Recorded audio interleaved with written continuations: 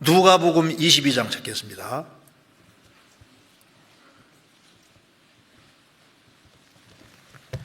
(22장) 61절.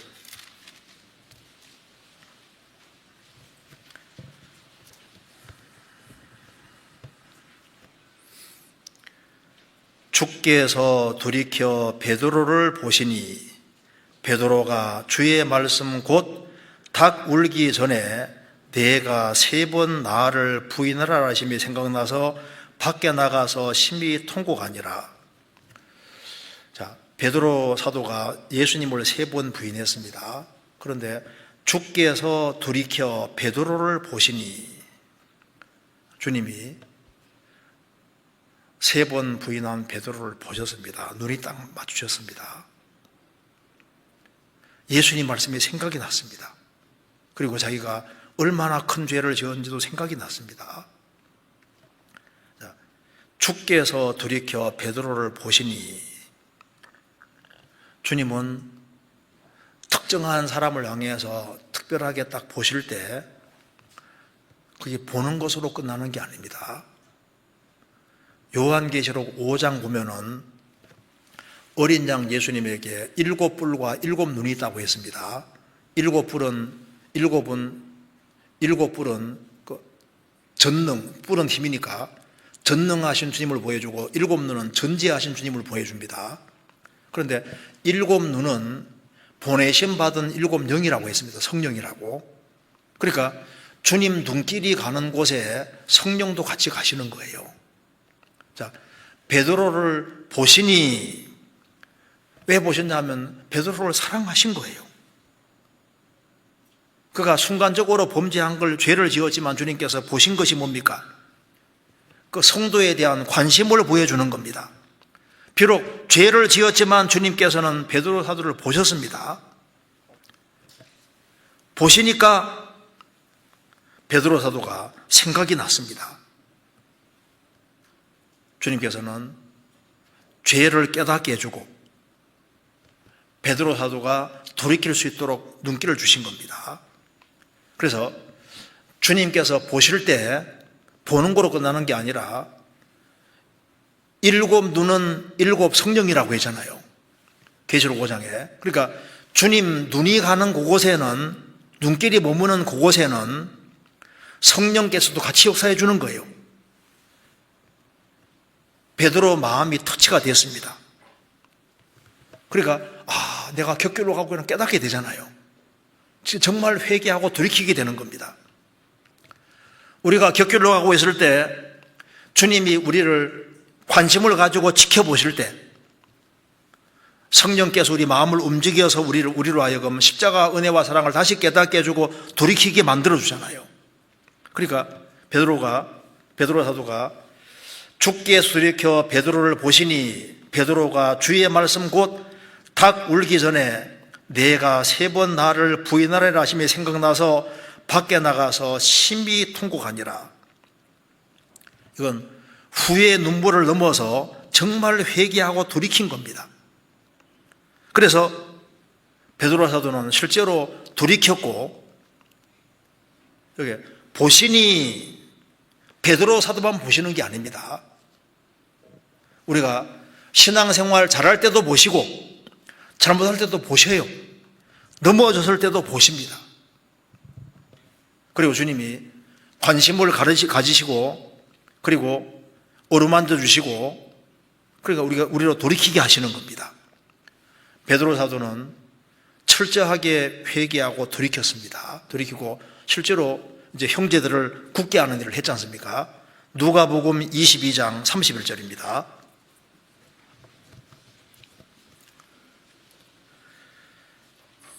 시몬아 시몬아 보라 사단이 밀 까부리듯 하려고 너희를 청구하였으나 그러나 내가 너를 위하여 네 믿음이 떨어지지 않기를 기도하였노니 너는 돌이킨 후에 네 형제를 굳게 하라.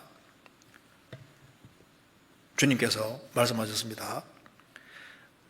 사단이 밀 까부리듯 하려고 너를 청구하지만은 그러나 내가 너를 위하여 내 믿음이 떨어지지 않기를 기도하였노라. 예수님이 붙잡혀 가실 때 마귀는 베드로 사도를 넘어뜨리려고 했던 겁니다. 그래서 베드로 사도에게 이렇게 부인하게 할 때 거기에 있었던 사람들이 배후에 사탄이 있었던 겁니다. 사단이 밀 까버려도 하려고 너희를 청구했다. 베드로 사도를 완전히 넘어뜨리려고 했다 그 말입니다. 베드로 사도를 탁해 삼은 거예요. 그런데 예수님께서 내가 너를 위하여 기도했다. 베드로 사도만 위해 기도하는 것이 아니라 우리를 위해서도 주님 기도하고 계십니다.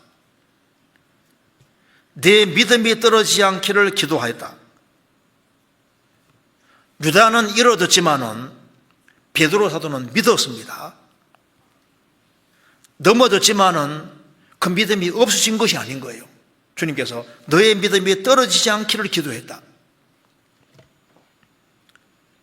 너는 돌이킨 후에 내 형제를 굳게 하라. 주님께서 부활하신 이후에 베드로 사도를 찾으셨고 베드로 사도의 신앙을 완전히 회복시켜 주셨습니다. 그리고 베드로 사도는 정말 이 말씀대로 형제를 굳게 하는데 일생을 다 바친 거예요.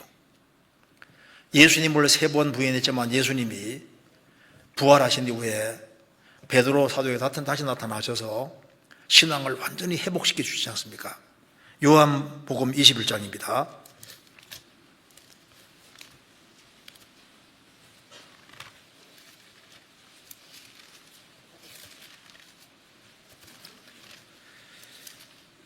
믿음 있는 사람을 이렇게 회복시켜 주셨습니다. 21장 15절.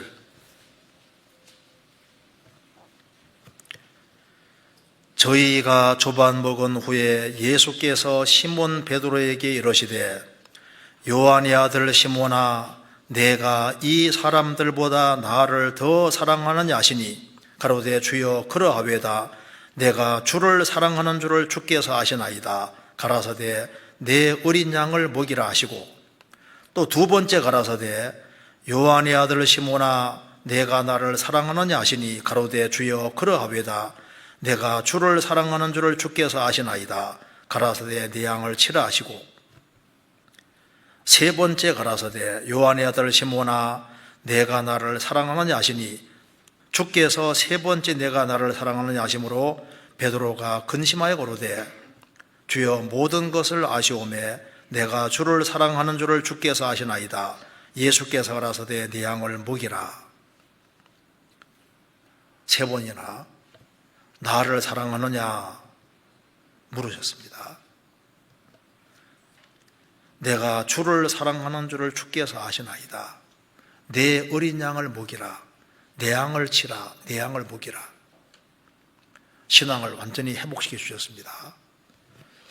베드로 사도는 주님을 3번이나 부인했지만은 예수님이 십자가에서 그 모든 죄까지 다 용서해 주시고 자기를 받아주신 것을 깨달았습니다. 그래서 죄가 더한 곳에 은혜가 더욱 넘쳐다는 말씀대로 베드로 사도는 이 사건을 통해서 주님을 더 깊이 있게 사랑하게 됐습니다.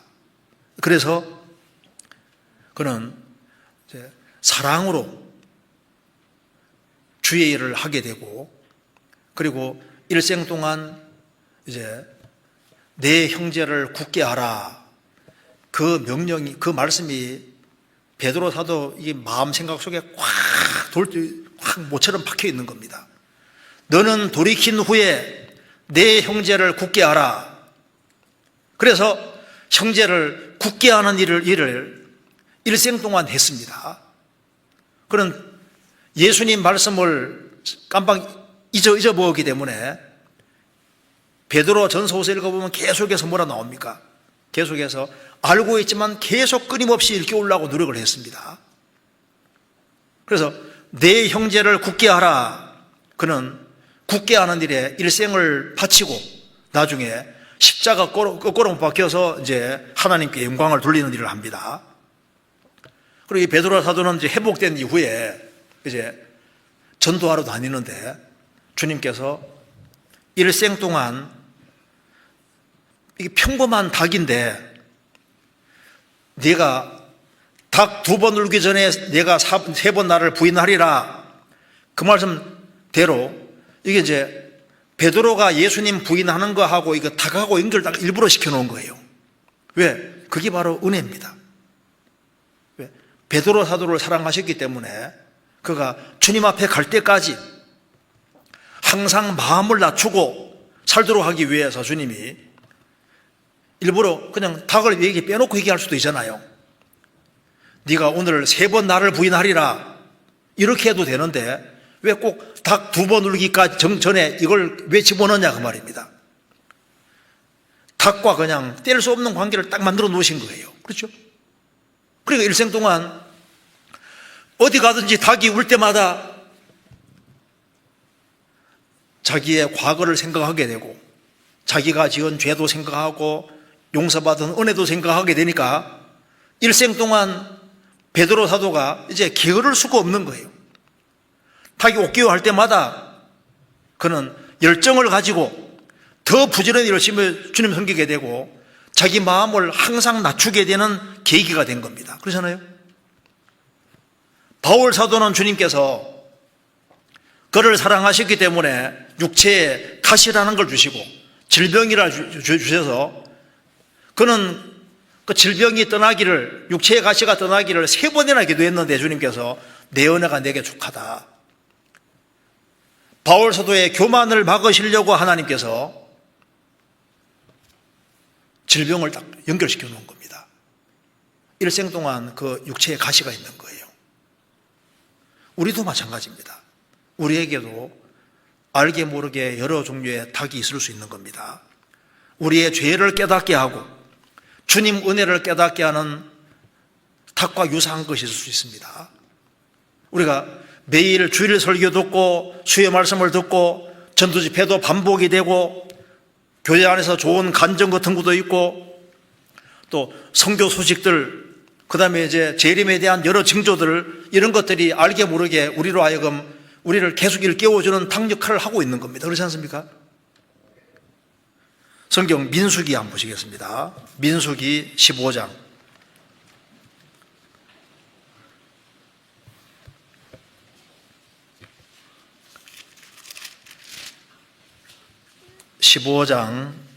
37절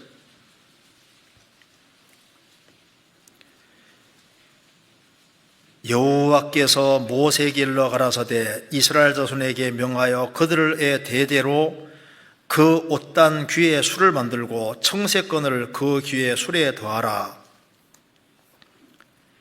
이 술은 너희로 보고 여호와의 모든 계명을 기억하여 준행하고 너희로 방종케 하는 자기 마음과 눈의 욕심을 좇지 않게 하기 위함이라. 여기 이스라엘 백성들에게 청새끈을 옷단 귀술에 만들라고 했습니다. 그래서 이스라엘 백성들이 다니면서도 이게 청새끈이 항상 보이니까 청색은 하늘색이니까 항상 하나님을 떠올릴 수 있게끔 했다고 말입니다. 그래서 하나님을 떠올리게 하는 그런 것을 항상 가까이 두게 했던 거예요. 그래서 곁길로 가려 하면은 청색끈이 보이니까 하나님 생각이 나니까 돌이키게 됐다고 말입니다.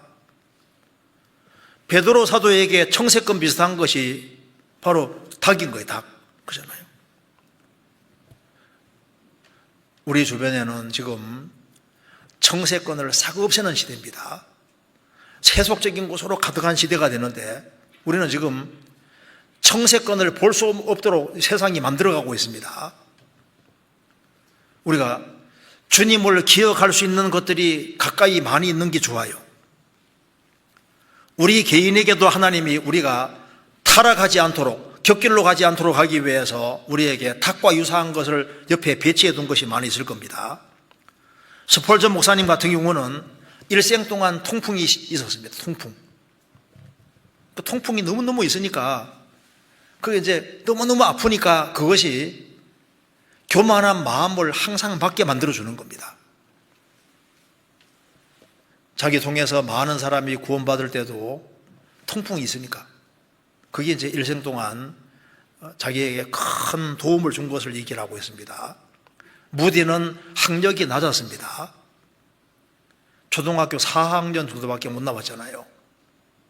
그래서 무디는 무디 선생이라고, 목사가 아니라 선생이라고 불렸고, 무디는 일생 동안 정말 겸손하게 살 수 있었던 것 중에 하나도 그 학교 나오지 못한 거지 않습니까?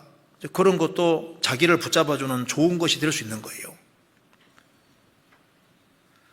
어떤 사람은 격길로 가고 싶어도 자식 문제 때문에 격길로 못 간다고.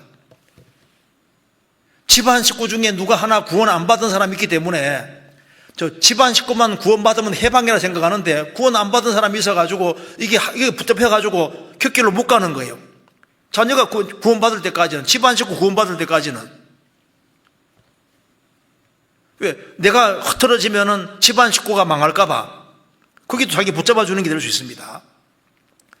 우리를 붙잡아주는 뭔가가 있을 거예요. 그게 질병일 수도 있고, 자식일 수도 있고, 여러 가지 환경적인 어려움일 수도 있고, 뭔가 우리로 하여금 내가 이것만 없으면 내가 신앙생활 잘할 수 있을 텐데, 아니고 이것이 있기 때문에 지금까지 신앙생활을 해올 수도 있었을 겁니다. 그렇잖아요. 우리 한 구절만 더 보시겠습니다. 사무엘상 7장입니다.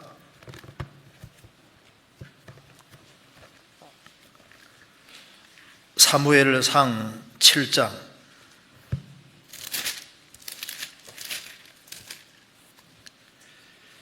12절.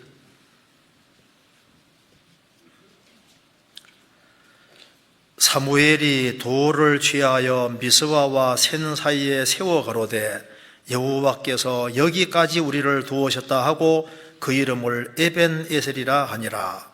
에벤에셀은 도움의 돌이라는 뜻입니다. 이스라엘이 법궤를 뺏어가고 20년이 지났습니다. 이스라엘 사람들은 블레셋 때문에 많은 고통을 받았습니다. 그래서 이제 이스라엘 백성들은 죄를 회개하고 미스바에서 모여서 이제 하나님 중심으로 딱 하나가 된 겁니다. 그때 이제 블레셋에 쳐들어왔는데 하나님이 초자연적으로 개입해서 아주 극적으로 이스라엘을 이기게 해주셨습니다. 그래서 하나님이 넘치게 이기게 해주셨기 때문에 하나님이 도와준 것을 기념해서 여기까지 우리를 도우셨다 하고 기념해서 에벤에셀이라는 돌을 하나 세운 거예요. 에벤에셀을 도움의 돌이다 그 말입니다. 하나님이 여기까지 도우셨다.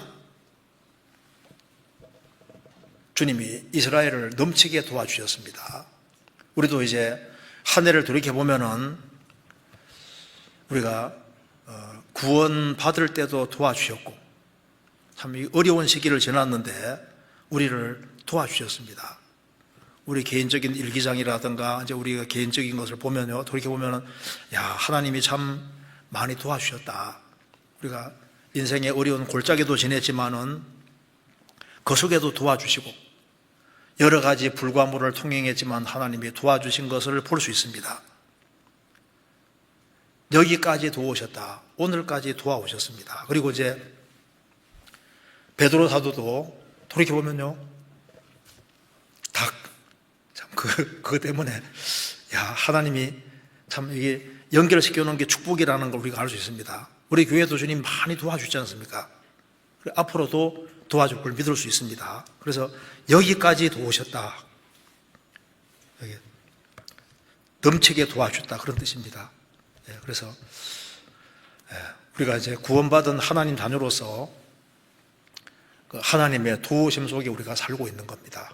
그래서 우리 돌이켜보면요, 부족한 것이 많지만은 참 주님이 우리가 격길로 가지 않도록 하기 위해서 우리에게 뭔가 엮어놓은 것이 많이 있을 겁니다. 여기까지 기도할 말씀하겠습니다. 같이 기도하시겠습니다. 자비로우신 우리 아버지 하나님, 저희들을 구원해 주신 이 크신 은혜와 사랑을 인하여 감사를 드립니다. 주님 오실 날이 너무 가까운 이때에 주님께서 맡기신 일을 잘 감당하고 주님 앞에 설 수 있도록 도와주시옵소서. 우리 주변에 여러 가지를 두신 것은 다 하나님의 크신 은혜와 사랑인 줄 압니다. 주님의 은혜와 사랑을 기억하며 주님께 보답하는 삶을 살 수 있도록 도와주시기를 간절히 기도합니다. 교회가 계획한 모든 일에 주님이 앞서 행해 주시고 주의 역사와 능력을 더욱 나타내 주옵소서. 우리 구주 예수 그리스도 이름으로 기도하옵나이다. 아멘.